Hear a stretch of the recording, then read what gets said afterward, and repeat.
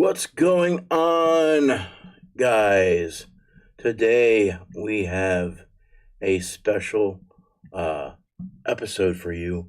We are going to talk about the rise of emo, punk rock, the new band Hot Mulligan. You might have heard them with those scrappy vocals that cut through the mix. Now, we haven't had a show in a week or two, but this is one of the biggest emo bands on the planet right now, Hot Mulligan. If you love Warped Tour energy, Midwest emo guitar lines and lyrics that punch you in the chest, but also make you laugh at the same time, you're in the right place with this show today. So, we're talking about how they started, how they blew up, their label moves, the albums that changed everything, who they've toured with, and what they're doing right now that has the whole scene buzzing. And if you're in the chat, let me know. Comment down below. What was the first Hot Mulligan song that you ever heard? Or if you haven't heard them yet, I'll tell you the perfect place to start with this little news piece. So let's talk about their origin story, 2014 to 2016. Hot Mulligan started in 2014 in Lansing, Michigan. Just a couple of guys making emo music in bedrooms, basements, and whatever small venue would let them in, basically. So we originally had Nathan Tades Sandville on vocals and Chris Freeman on guitar and vocals. These guys go back and forth, kind of like Taking Back Sunday a little bit as far as how they mix their vocals. They formed from a high school friendship and their early songwriting sessions, basically. They played DIY hometown shows in Michigan, and they released their early EPs, Fenton and Honest and Cunning, in 2015. Classic emo come-up story. No big managers, no big labels, just grinding shows and putting music online. Again, I talked to a young band that wanted some advice from me on how to get going. They were talking about management. I said, just shut up and keep playing and do your thing. Management's not going to talk to you until there's money coming through the door. Get there fast, and you'll start seeing some cool stuff happen. So, anyone here ever see them back in the early days? Tell me the city in the chat where you saw them. Tell me about that show. But let's get into our second segment of this. So, signing to No Sleep and the first breakthrough for the band. In 2017, things changed. They signed to No Sleep Records. Huge move at the time. No Sleep, the emo label for a minute. Emo. If you were around during the Revival era, you would remember it. Revival era.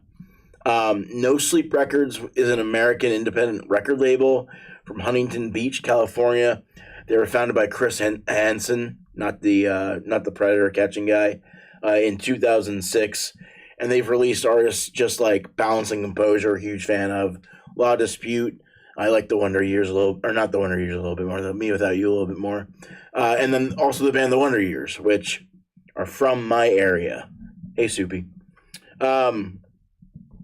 So key moments. No Sleep Records re-released their Opportunities EP and gave them a national reach with that little collection of songs.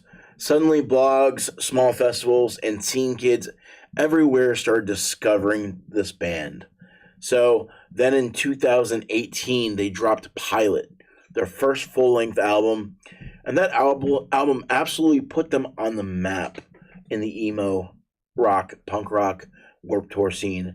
The talking points of the album Pilot: very raw vocals, Midwestern emo riffs, meme style song titles like I Hate the Gooey Disc, Whisper, Thank You, and Scream Mountain. They're all kind of reminds me a little bit of Fall Out Boy with their crazy titles. Emotional yet had a funny tone to the album. It was a great emo kid scream along energy CD as well. I'm dating myself there. Drop a fire in the chat below if Pilot is the album that made you a fan of them. I want to know. I want to know what songs or what albums you're liking from Hot Mulligan. So, growing in this into a scene leader from 2020 to 2023. Then came the album that really expanded their fan base, You'll Be Fine, in 2020, a pandemic album. So the points on this are it was a better production, had a little sharper writing to the album, and the songs blew up on the streaming services. And they became a must-see live band during this era. I feel like any band that was putting out stuff that had a good traction with the crowd was a must-see band live, because everybody wanted to see live bands during 2020. You remember that? Everybody was itching to get out there and watch music. So this is when they started to get booked for bigger tours, festivals, and national slots around America. The touring partners that they toured with during this time was the band Free Throw, another great indie band, Taking Back Sunday, Hey Fred, The Wonder Years once again, Knuckle Puck, Movements, it's another great band. I've seen them live. Spanish Love Songs, don't know that one. The Prince Daddy and the Hyena, sounds like something from Disney. And Tiny Moving Parts, if you like Midwest emo, you definitely know that band.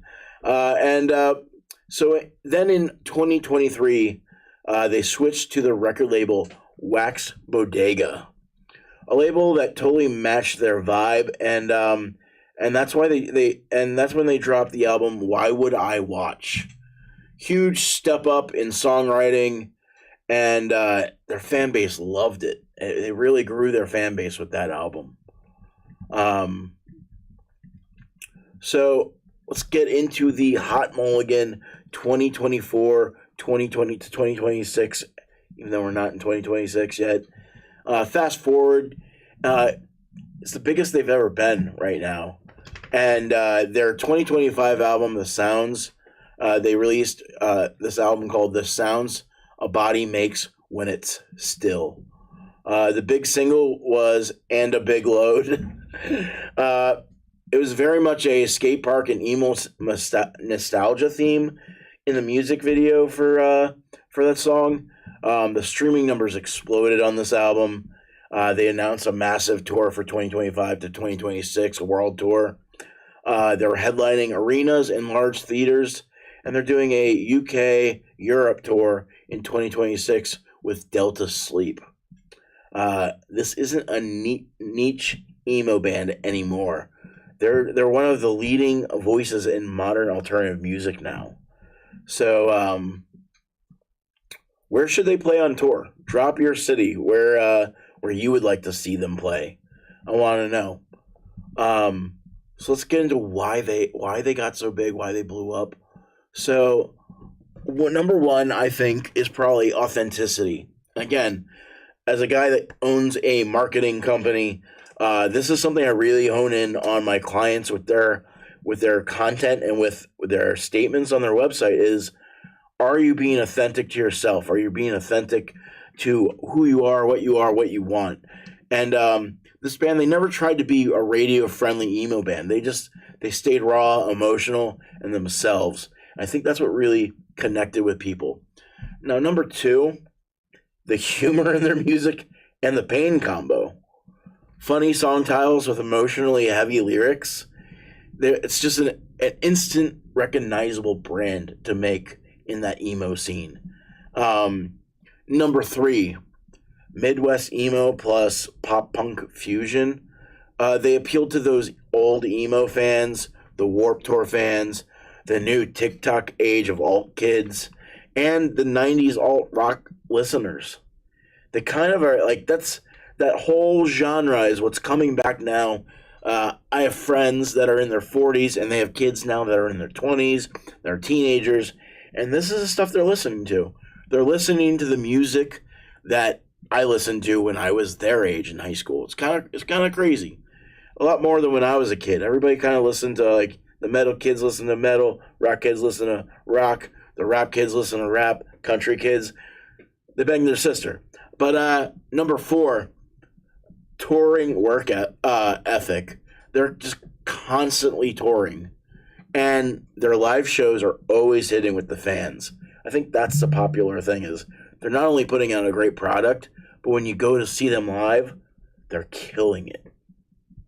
And number 5, a great label move, switching to Wax Bodega gave them that indie brand that matches their identity perfectly, but also they're probably working very well with the management and the label. Finding the right management, the right people to work with, super essential in any business you are in. So let's get into the essential songs to mention. Mention your favorite song by them down below if you listen to Hot Mulligan. So they've got Backyard is the first song on this list. Shaylee Chanel, Equip Sunglasses, song Feel Like a Crab, and Shouldn't Have a Leg Hole, But I Do. And the song And a Big Load was a single in 2025.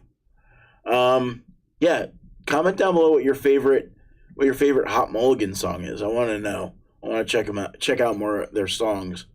So let's do a quick trivia thing. So a couple fun facts about this is the lead vocalist, Tads, I don't know how to pronounce that. He purposely avoids pitch correction in their recording and everything, which is part of their identity with their sound.